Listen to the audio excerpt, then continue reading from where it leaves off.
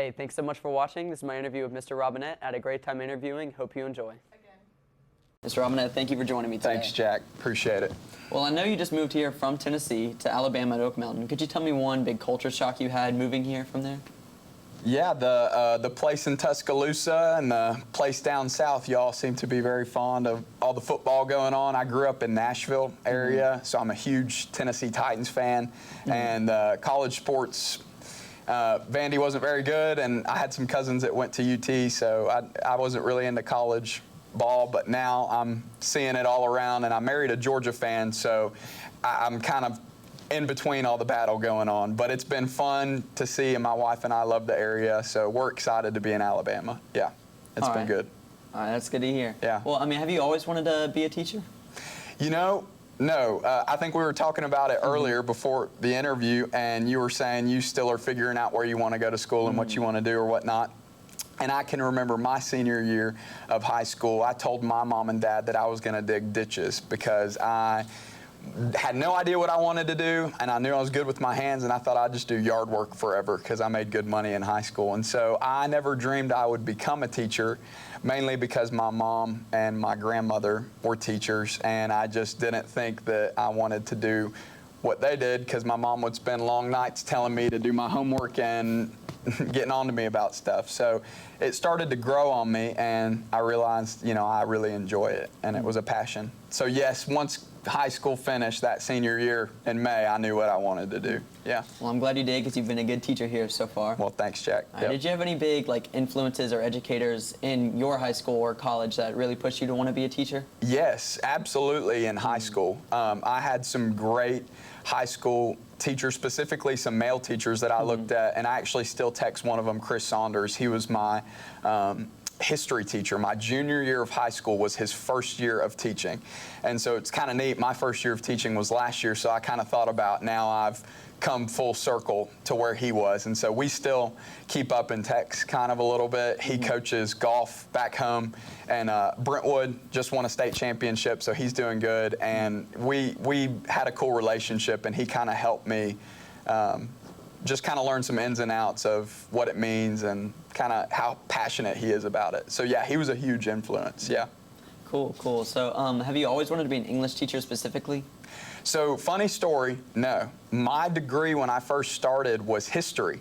I knew I wanted to teach, and I knew that I enjoyed the aspect of being able to work with kids. I've always loved working camp in high school and stuff like that, and I loved being in that environment. So I thought I'll just do history, and then I took my first history class and failed it, and figured that might not be a route that I need to go down. I can't even remember what it was, but I know that I failed it, and so I changed it to English, and I've really, since then, I can't tell you why, I just changed it. I knew I wanted to teach, and I picked English. And since I took all those classes in college, I've really enjoyed it because it gives kids a chance to talk. There's not just a specific one right answer.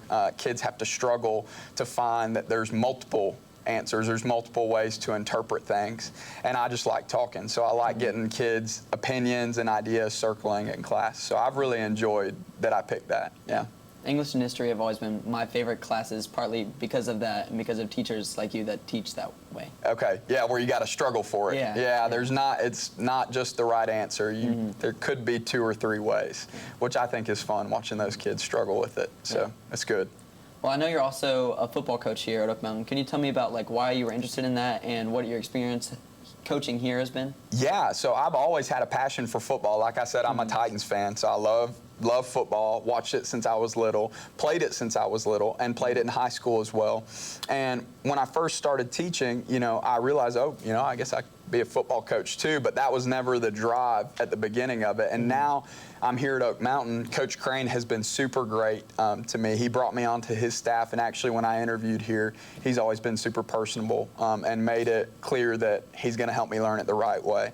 And so he has been super crucial to me learning how to be a football coach. And I'm still learning as I go, but loving it because I love the sport. I love the game. But being on the flip side of it is a totally unique perspective because I sit up in the box and I'm thinking to myself, oh, wow, that was me, not that long ago, about 6, 7 years ago. So it's kind of neat to be able to do it, but it's definitely been fun, and I've loved it. Yep. Well, other than teaching here, do you have any other hobbies or interests outside of school?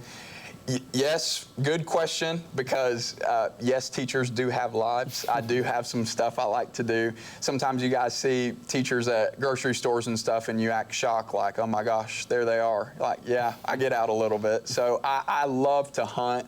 I love to get out in the woods.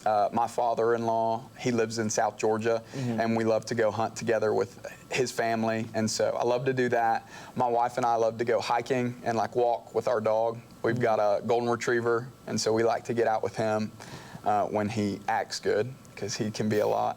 Trying to think what else. I keep in touch with my buddies. I've got some really good best friends that live in New York, and I live in Tennessee still and other places, and we like to chat sometimes. Maybe we'll often play a little video games or whatever it is, and we try and keep in touch. So I like to do some of that, yeah.